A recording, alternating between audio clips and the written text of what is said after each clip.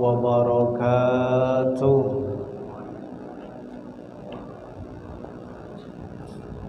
Alhamdulillahirabbil alamin.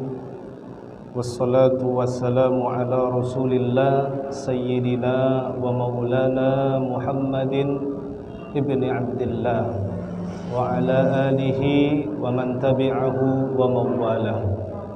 Subhanaka la ilma lana illa ma 'allamtana innaka antal alimul hakim.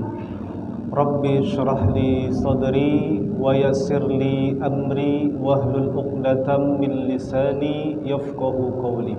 Shadaqallahul azim. Bersyukur kepada Allah Subhanahu wa taala dengan ucapan alhamdulillahi rabbil alamin. Bersalawat kepada Nabi dengan ucapan Allahumma salli ala sayyidina Muhammad wa ala ali sayyidina Muhammad. Alhamdulillah, pada malam hari ini kita bertemu kembali atas izin Allah Subhanahu wa taala, tentunya dalam momen menggantikan Ustadz Herman Syah Damanik. Beliau tidak dapat hadir karena ada acara di luar. Pada malam hari ini insya Allah kita akan membahas beberapa hadis yang berkaitan dengan pesan-pesan Rasulullah sallallahu alaihi wasallam. Kenapa saya dalam kajian orang tua tidak pernah membawakan kajian fikih? Karena saya khawatir takut terjadi ikhtilaf antara ulama-ulama dulu dan orang-orang sekarang. Kadang banyak ikhtilaf yang tidak masuk sehingga nanti terjadi saling salah menyalahkan. Sebab itulah saya tidak pernah membawa kajian fikih untuk kalangan orang dewasa. Karena mungkin guru-guru dulu itu yang betul. Itu yang betul kajian Ustaz Herman yang udah tua-tua itu. Insyaallah malam hari ini yang akan kita bahas. Jadi Rasulullah ketika menyampaikan pesan-pesan kepada umatnya, apalagi sifatnya itu yang pesannya penting, beliau secara langsung tidak menyampaikan secara umum. Beliau sampaikan secara pribadi kepada sahabat, bahkan hanya sahabat-sahabat khususlah yang mendapatkan pesan-pesan Rasulullah. Hadis ini diriwayatkan oleh Abdurrahman As-Sakhar Ad-Dawsi. Abdurrahman nama Islam dia, As-Sakhar bin Sakhar itu ayah dia, Ad-Dawsi nama kampung dia dari Daus. Beliau masuk Islam tahun ke-7 Hijriah. Pada masa itu kurang lebih hanya 3-4 tahun dia bersama Rasulullah sallallahu alaihi wasallam. Namun walaupun begitu singkat kehidupan beliau dengan Rasulullah, beliaulah periwayat hadis paling banyak. Bahkan sanad-sanadnya sahih, banyak yang sahih daripada periwayatan Abdurrahman ibnu Sakhar Ad-Dawsi atau yang kita kenal dengan Abu Hurairah radhiyallahu anhu. Nama dia sebelum masuk Islam Abdus Syam, hamba penyembah matahari. Itu nama dia sebelum masuk Islam. Setelah masuk Islam berubah. Jadi bukan golongan orang Islam yang dari lahir tiba-tiba ikut pengajian ini dikatakan baru masuk Islam. Kadang banyak terjadi seperti itu. Dari lahir kawan ini sudah Islam, oma ayah dia Islam, atuk dia Islam, sunat dia kan. Tapi tiba-tiba ikut kalangan satu kelompok, ikut pengajian yang tak tentu, tiba-tiba dianggap sebagai mu'alaf. tiba-tiba dianggap sebagai mu'alaf. Inilah yang dikatakan Rasulullah ruwaibidah. Ruwaibidah, ma huwa ruwaibidah ya Rasulullah? Rasulullah membilangkan berbicara pada layak umum padahal dia bodoh, tidak tahu hukum tapi bodoh. Banyak seperti itu yang terjadi. Di mana-mana banyak. Kociknya belum tahu dari mana belajar agamanya, ya kan? Ali bosa, lasak san kemari, tiba-tiba taubat. Belajar sanan kemari, pandai pula menyalah-nyalahkan orang yang dulu sudah lebih dulu Islam, dikenal Islam daripada dia. Inilah terjadi yang sangat memprihatinkan. Rasulullah menyampaikan hadis ini kepada sahabatnya Abu Hurairah secara khusus. Hadis ini diriwayatkan juga di dalam kitab Sunan At-Tirmizi, hadis nomor 2205, Sunan Ibnu Majah, hadis nomor 4217, Sunan Ahmad atau Musnad Ahmad, hadis nomor 8095. Makasih yo. Panjang ngomong gua joki. Cepat berbidi. Belum lagi ya. Apa isi hadis ini? Mayyakhudha anni haula'i kalimat. Siapa kata Rasulullah di antara sahabat yang ada pada saat itu. Siapa yang hendak mengambil dariku beberapa pesan, kata Nabi. Mayyakhudha anni kalimat. Siapa yang ingin mendapatkan pesan khusus dariku? Faya'malu bihin. Dan pesan-pesan ini untuk diamalkan kemudian. Au yu'allimu may ya'malu bihin. Atau mengajarkan kepada orang lain untuk mengamalkan pesan-pesan Rasulullah ini. Jadi Rasulullah menanya kepada sahabat, siapa di antara kalian yang mau menerima beberapa kata-kata dariku? Jarang-jarang Rasulullah bercakap seperti itu.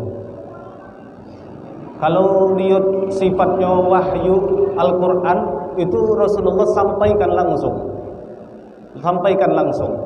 Dan hadis-hadis yang lain pun ada sahabat yang mengambil dari perbuatan Nabi, ucapan Nabi, sifat Nabi. Namun hadis ini hanya beberapa orang yang diizinkan Nabi untuk Rasulullah sampaikan langsung kepada dia. Bahwa hadis yang akan disampaikan ini begitu penting, poin-poin yang akan disampaikan.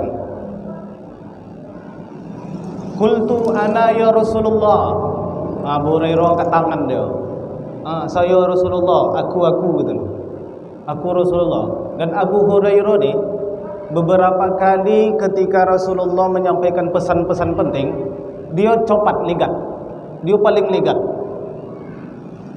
Ada Umar bin Khattab, ada Abu Bakar, tapi dia paling legat. Siapa yang hendak? Aku.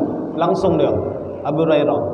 Karena di hadis yang lain, siapa yang mau membentangkan sorbannya di tanah, kemudian aku duduk di situ, siapa yang siap? Langsung Abu Hurairah tanpa basa-basi, dia bontangkan sorban dia langsung, duduk Rasulullah.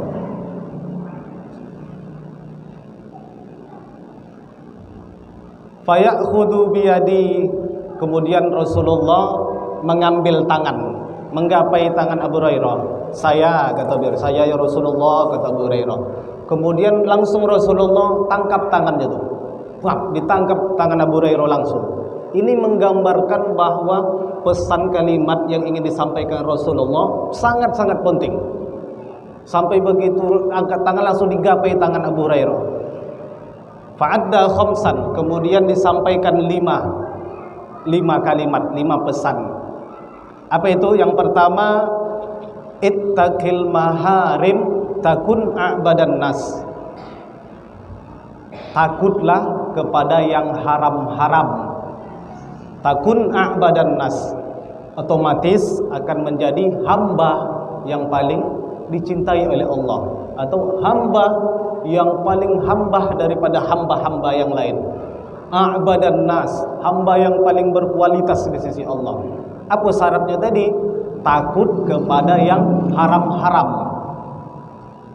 Dijelaskan Imam Abdurrahman bin Abdurrahim Al-Mubarakfur, orang India, pengarang kitab syarah Sunan At-Tirmizi, nama kitabnya Tuhfatul Ahwaz, menjelaskan bahwa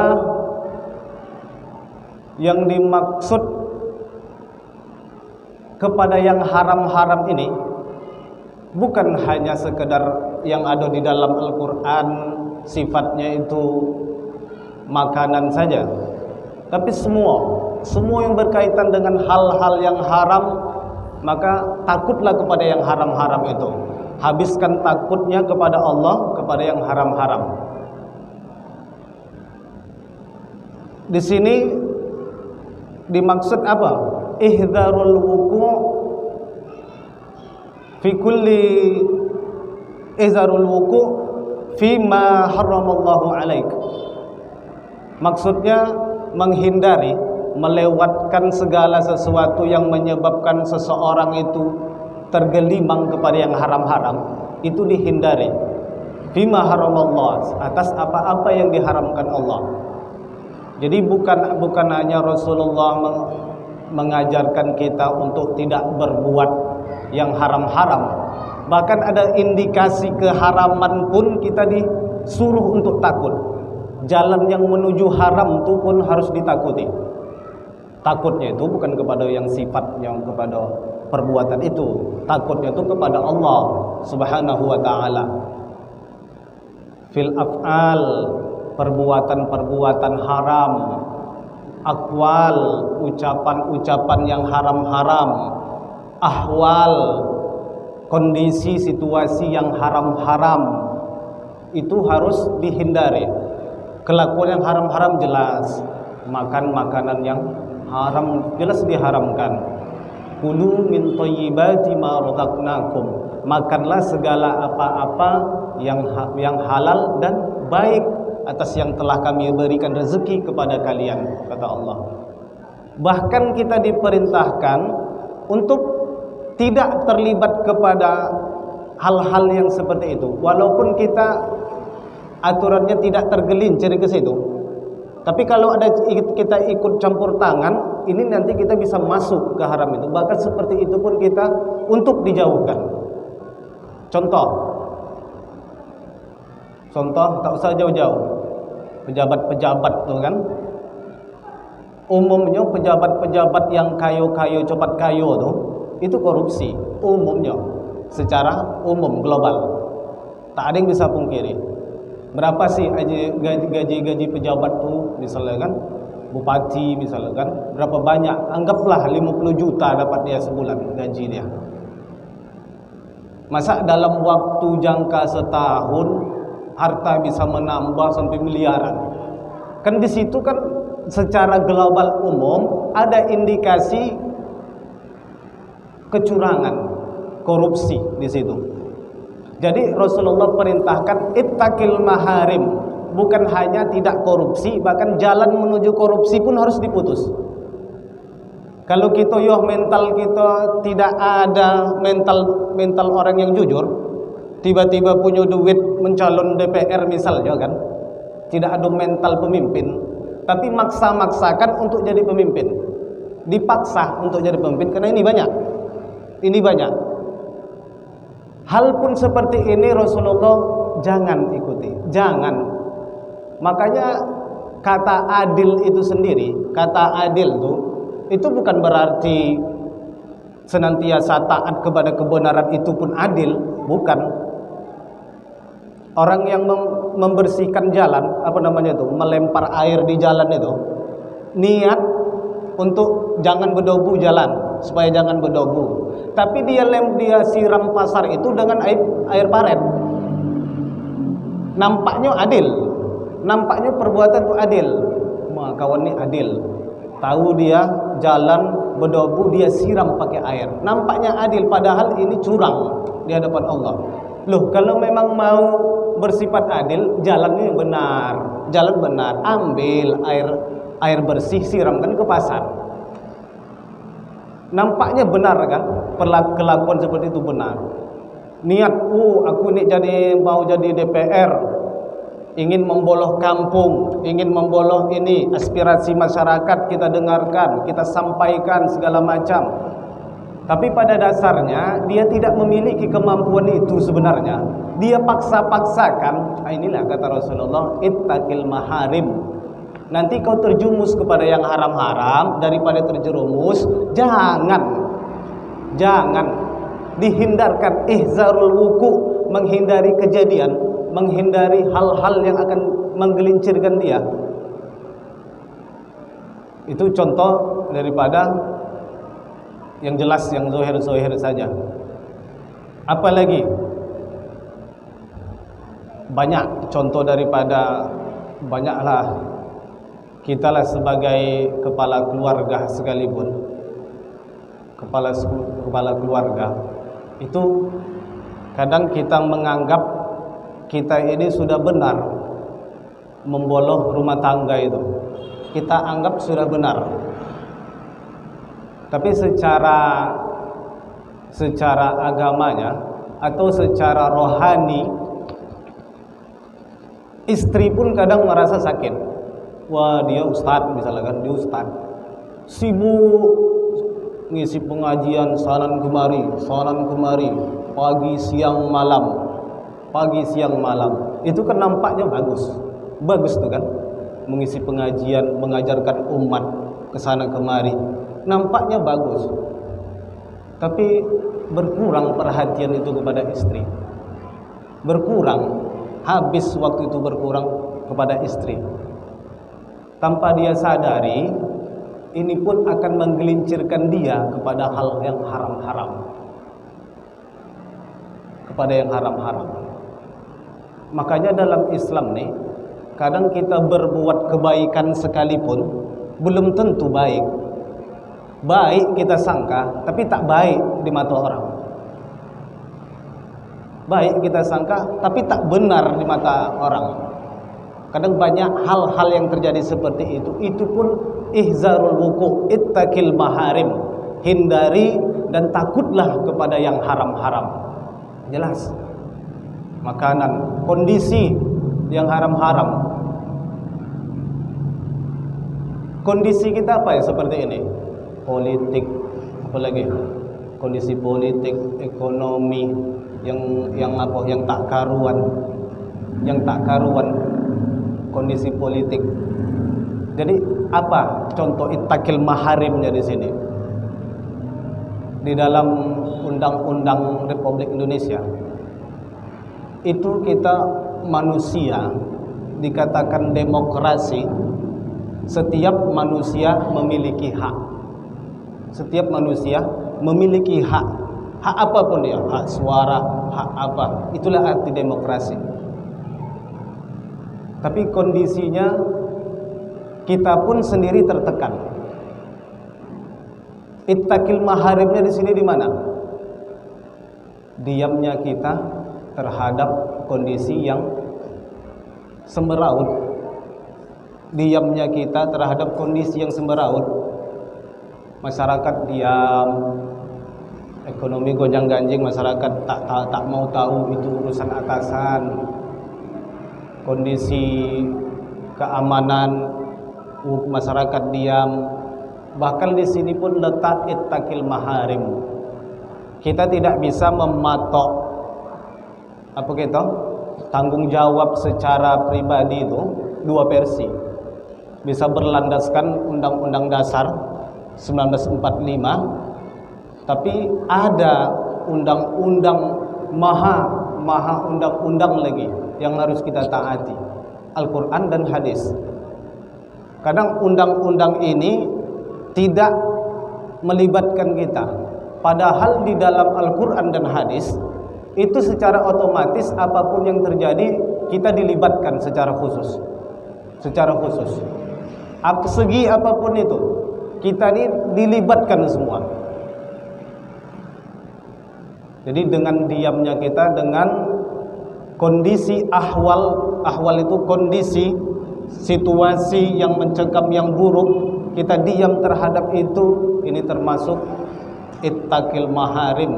Orang tersebut tidak takut kepada yang haram-haram, padahal jelas dikatakan Allah Subhanahu wa ta'ala. Kemudian yang disampaikan Rasulullah, warda bima qasamallahu lak, ridolah dengan apa-apa yang diberikan Allah kepadamu. Takun aghnan nas, otomatis kalau sudah ridho terhadap keputusan Allah, terhadap takdir Allah, terhadap rezeki Allah, secara otomatis seseorang itu akan menjadi manusia yang paling kaya. Yang paling kaya, kaya dimaksud laisal ghina ghinaul mal, ghinaul ard. Bukan seseorang itu dikatakan kaya karena kaya banyak harta, banyak lahan, sawah, sawit. Kaya itu di sisi Allah bukan itu. Tapi ghaniyun nafs, seseorang yang harga diri dia kaya dengan iman, ikhlas, sabar, syukur kepada Allah.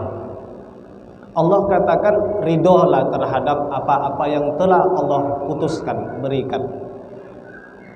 Apapun jenisnya, ridholah.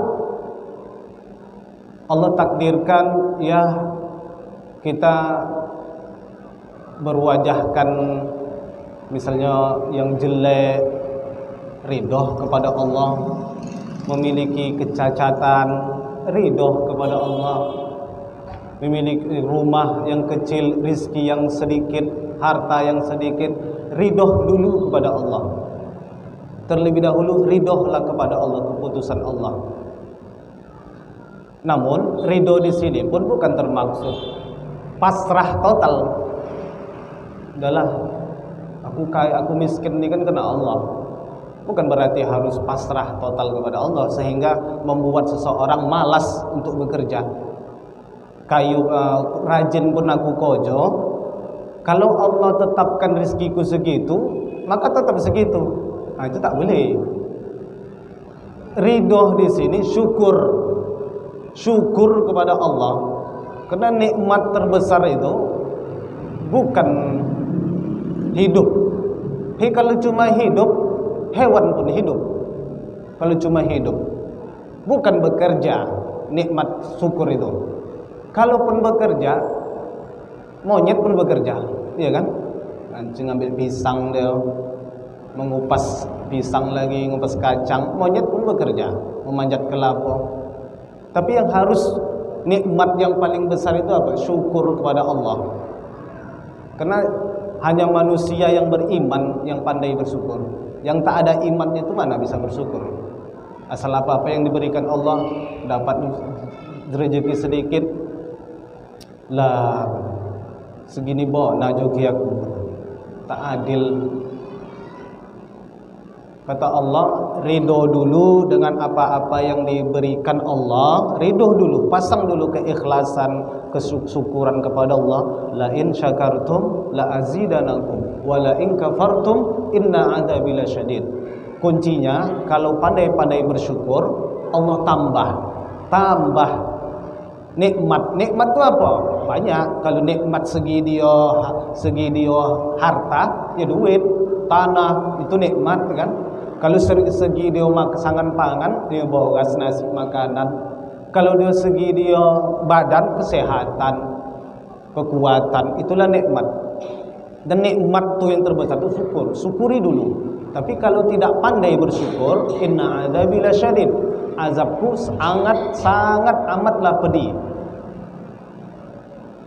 Maka dalam Islam nih tidak ada yang namanya serba kebetulannya aku hidup susah, kebetulannya aku sakit ini. Tidak, sakit kita pun itu memang udah ditakdirkan Allah. Sakit pada hari ini sampai bulan depan. Itu ditakdirkan Allah. Terima dulu sakit tuh. Syukuri rasa sakit tuh. Tak semua orang dapat rasa sakit. Ada yang seminggu sakit sehat, ada yang pagi sakit potong dah sehat. Jarang-jarang orang sakit tuh dari hari ini sampai bulan muka. Nah, kalau dapat seperti itu syukuri. Mungkin ada hal hikmah di balik rasa sakit itu. Allah ingin mensucikan dirinya kembali, Allah ingin mengangkat derajatnya. Itulah bentuk ujian kepada manusia.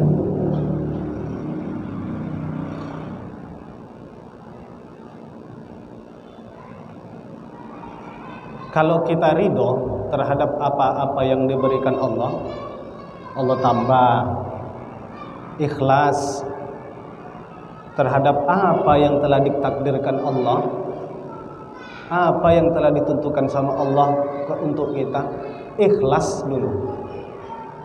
Kalau sudah berhasil kita ridho, ikhlas, syukur kepada Allah, takun aghnal nas, maka jadilah manusia yang paling kaya di sisi Allah. Zohirnya mungkin hartanya tak bertambah, hartanya begitu-begitu aja, kojonya itu-itu aja. Tapi di sisi Allah bertambah keimanan dia kepada Allah. Ada model orang yang dia tak pasrah kepada takdir, itu Jabariyah, pasrah kepada takdir. Kojo tak kojo, kan udah ditakdirkan rezekiku ada hari ini. Kojo tak kojo tetap ada. Yang menantang takdir, Qadariyah. Tak ada itu takdir-takdir. Kita kan bekerja, ya rezeki kau sama aku beda. Kalau aku rajin bekerja, makin besar rezeki yang aku dapat. Kau malas, maka sikit rezeki kau. Tidak seperti itu. Itu kalimat nampaknya benar, tapi salah. Kalimat yang benar, tapi salah. Kalau sudah kata kunci ridho dengan takdir Allah, apapun yang terjadi ikhlas, apapun terjadi terserah kepada Allah. Karena sejatinya memang takdir ini tak ada yang tahu. Kalau sempatlah ada yang bisa membaca takdir, wah, sudah betul hidup itu mungkin. Asal dipandang wajah kawan nih, wah, tak lama lagi gitu kan. Kayonya, tak lama lagi kayonya. Pandang lagi, wah, copat nih.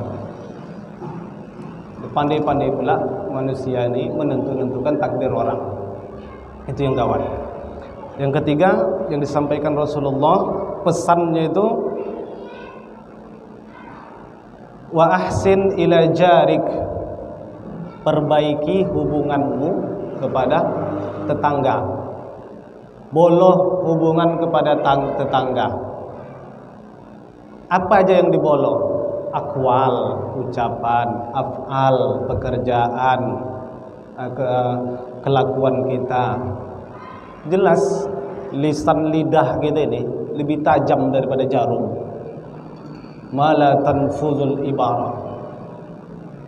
Ucapan kita, kata-kata kita dapat menembus apa-apa yang tidak bisa ditembus oleh jarum. Jarum menembus daging, tembus. Suntik vaksin kan, tembus dia kan. Tapi kalau menembus dinding, tak patah jarum. Tapi kalau kata-kata di rumah gitu, kami boleh tipi baru, kau susah, kan, tangguh sekolah. Tembus kata-kata itu masuk ke hati. Kata Nabi, ahsin, perbaiki. Maksud ahsin di sini, kenapa Nabi bilang ahsin? Karena memang dari dulu orang tuh memang banyak yang bercokol sama tetangga, itu banyak. Dari dulu dia bercokol. Asal boleh omas sikit, tunjuk tetangga duduk muka rumah, kipas-kipas nunjuk omas. Ada omas pakai di HP selfie, tunjuk omas. Undangan pakai omas, pesanan kemari, nunjukan banyak omas tadi. Ini namanya tidak memperbaiki hubungan kepada tetangga. Sakit tetangga itu melihat kita kayu, sakit dia. Sakit betul bukan iri bukan iri, sakit. Kadang karena kelakuan kita yang kayo nih, punya duit, punya apa, menunjuk kekayaan, itu menyakiti orang itu, sehingga nanti bisa orang yang tersakiti itu merasa tidak ridho kepada Allah nanti. Dia kenapa kayo? Kalau memang takdir itu sudah dicatatkan Allah, jadi apalah guna orang-orang soleh itu? Apalah guna orang soleh kalau tak kayo-kayo betul? Sehingga dapat keputusasaan kepada tetangga. Itulah kelakuan-kelakuan, apalagi maka di dalam Islam hubungan di dalam rumah, di dalam tetangga ini pun dijelaskan. Hadis Abu Hurairah juga, Abu Hurairah dalam Sahih Bukhari menyebutkan, man kana yu'minu billah wal yaumil akhir, barang siapa yang beriman kepada Allah dan hari akhir, fal yukrim jarahu, maka muliakanlah tetangga. Karoma yakrimu itu memuliakan, sifatnya itu bukan hanya memuliakan secara apa namanya, secara karakter, bukan. Bahkan karoma sendiri itu harus ada. Ya kalau memuliakan tetangga, kalau kita beli durian, jangan sampai tetangga itu mencium bau dia, bau durian tuh. Jadi bolehkan sebiji, 10 biji, apa salah bagi sebiji sama tetangga? Ini tidak, udah makan durian, kawan mencium bau, kulit lempar samping rumah. Itu masalah. Menggaung-gaung bini kawan. Abang, boleh lah, bila bagi pokan boleh durian. Sahabat dia, duit tak ada. Idza tabaghta marakatan fa'aksir ma'aha. Bahkan sekalipun kita kalau masak yang berkuah-kuah tu, mulai lomak, masak lontong, masak apa, fa'aksir ma'aha, banyakkan kuahnya. Banyakkan kuahnya. Maksudnya apa? Kasih sama tetangga. Dulu-dulu tu mungkin sekarang masih ada lah, tapi satu dua lah tu ya. Asal masak dia boleh lomak, dia hantar sama tetangga. Sekarang jarang betul dapat macam itu. Ada, tapi jarang lah, tak macam dulu. Kalau dulu, wah, sekarang ada, tapi asal tengguli aja. Asal masak tengguli, barulah dihantar. Kata Nabi, apapun yang kalian masak, fa'aksir ma'aha, banyak, walaupun hanya kuah yang dikasih, walaupun hanya kuah yang sampai ke makawan tu. Tapi janganlah kuah aja, sampai betul hati pula. Masak ayam 1 kilo, digulainya kan, dihantar kuah aja, sampai betul hati dia. Tidak maksud seperti itu. Sampaikan, kasihkan, berbagi rasa. Karena kita ini hidup, tetangga itulah yang paling kita butuhkan kalau dalam keadaan musibah. Ada meninggal di rumah gitu, siapa yang pertama dibutuhkan? Tetangga. Tetangga pertama yang menolong. Saudara jauh nanti datangnya, pagi meninggal, siang mau datang, ya kan? Kalau tetangga, dia kusuk kasak, memasang cacat bendera tu kan, bendera memasang apa nak, yang apa nama tu, sawang apa tu, yang tutup tu kan, sibuk tetangga, ikut memasak lagi. Tapi mengapa saat kita bahagia tetangga tidak kita libatkan? Fa'akrim jarah, muliakan tetangga, bukan hanya sebatas karakter, bukan hanya sebatas manis di kata, tapi muliakan, beri hadiah sama rasa. Maka orang seperti ini yang memuliakan tetangga, takun mukminan, dialah menjadi sebenar-benarnya seorang mukmin. Jadi kalau kita masih belum elok sama tetangga, masih suka mengombuan tetangga, mengejek tetangga, itu kata Nabi, kita belum beriman, belum jadi orang yang mukmin. Mungkin bau Islam, tapi belum jadi orang yang beriman kepada Allah. Karena tak semua manusia bisa memuliakan tetangga. 1, 2, 3, 4 yang bisa. Maka orang yang berhasil memuliakan tetangga itulah mukmin sejati. Kalau ada tetangga macam itu, pertahankan sampai mati. Ada kawan macam itu, pertahankan sampai mati. Kemudian yang keempat disampaikan Rasulullah sallallahu alaihi wasallam, wa ahibbu linnas ma tuhibbu li nafsik. Cintai, sayangi manusia seperti kau mencintai dirimu sendiri. Dicubit tangan sampai ke gigi rasa sakit tuh. Sakit gigi semua sakit.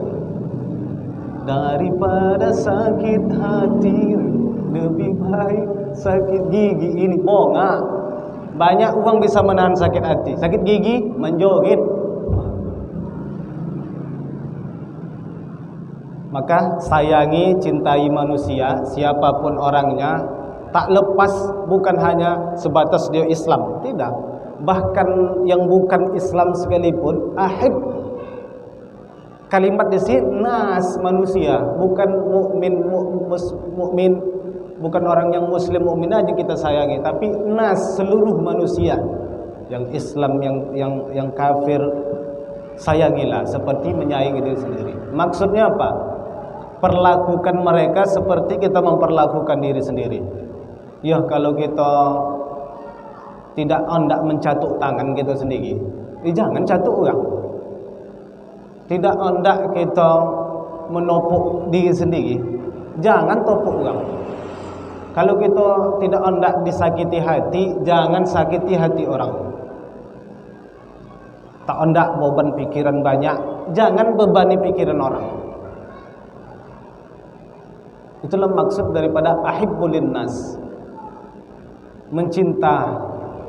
Macam dulu lagi bercewek-bercewek, pas dicubit tu tak terasa sakitnya. Begitulah. Jadi maksudnya apa yang dirasakan orang lain, saudara kita yang lain merasa kesusahan, maka kita ada enggak getaran di hati merasa susah? Terjadi misalnya pembantaian di Palestina, di Suriah.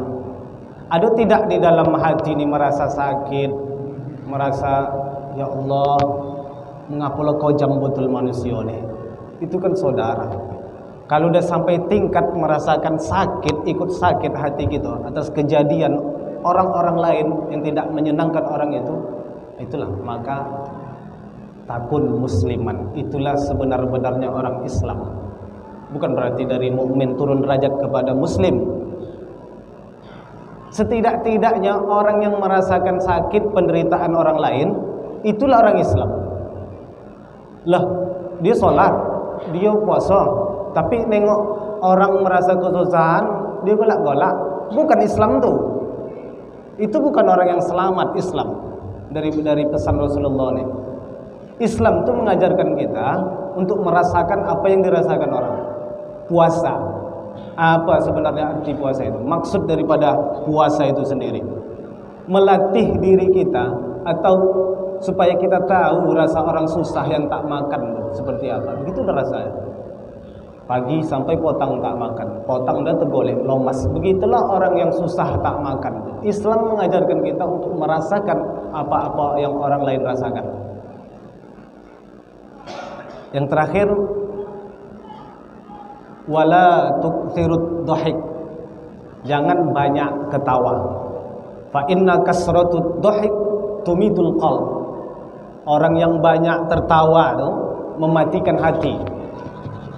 Pagi buka HP, cai itu, dia sengaja dicai video yang lucu-lucu tuh.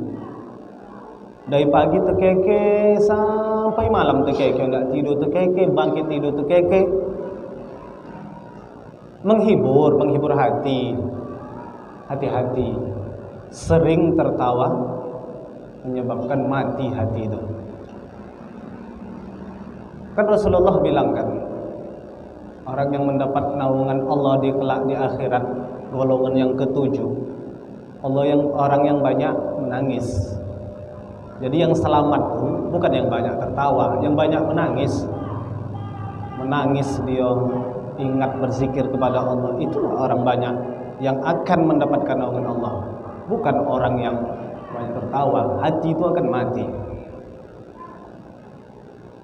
Jadi salah lagi tau menonton TV-TV, channel-channel yang lucu-lucu itu. Kalau sekali-sekali tidaklah pula mematikan hati. Lagi risau pula, lagi apalah, galau segala macam. Bawa nonton film Saudi. Wah, togo kawan kan. Lagi risau cari hiburan, cari cerita-cerita. Karena banyak jalurnya yang membuat hati senang ini, bukan hanya tertawa. Bayangkanlah, ini simple aja cara membuat orang ketawa sebenarnya. Pak Ramli nih, cobalah ada diangkatnya kotak impak tuh, angkat lata, gitu-gitu ya kau jodoh, pasti golak semua. Membuat hal-hal tertawa itu gampang. Ceramah tertawa itu gampang sebenarnya.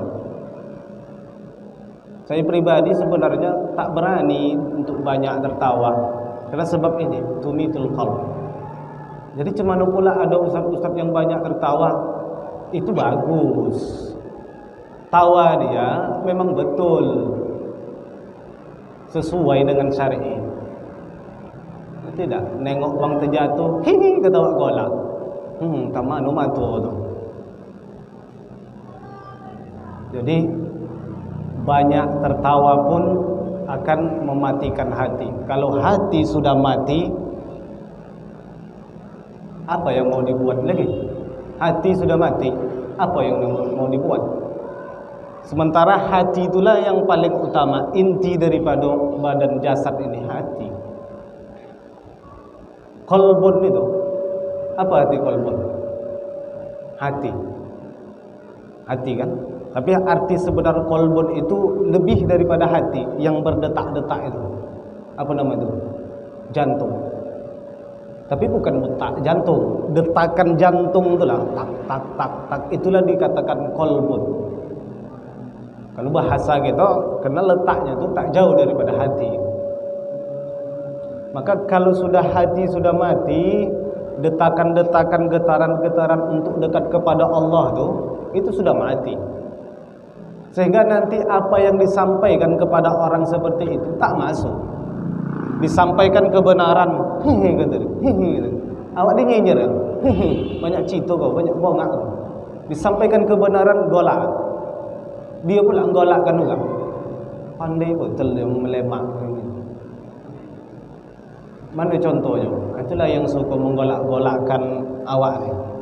Yang suka menggolak-golakkan zikir habis solat, kan? Yang suka menggolak-golakkan salaman habis solat. Yang suka menggolak-golakkan apa lagi?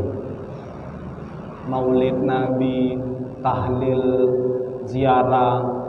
Itu dah mati hatinya. Tertawa terhadap ibadah orang lain. Justru itulah yang dimaksud Nabi SAW. Sebenarnya maksud daripada tertawa bisa mematikan hati ini, menertawakan hal-hal yang bukan sebenarnya untuk ditertawai, apalagi jenisnya yang kebaikan. Jam pun sudah berbunyi, maka habislah. Sekian yang bisa saya sampaikan. Yang benar-benar itu mutlak datangnya dari Allah, yang salah itu datang dari saya. Akhirul kalam. Assalamualaikum warahmatullahi wabarakatuh.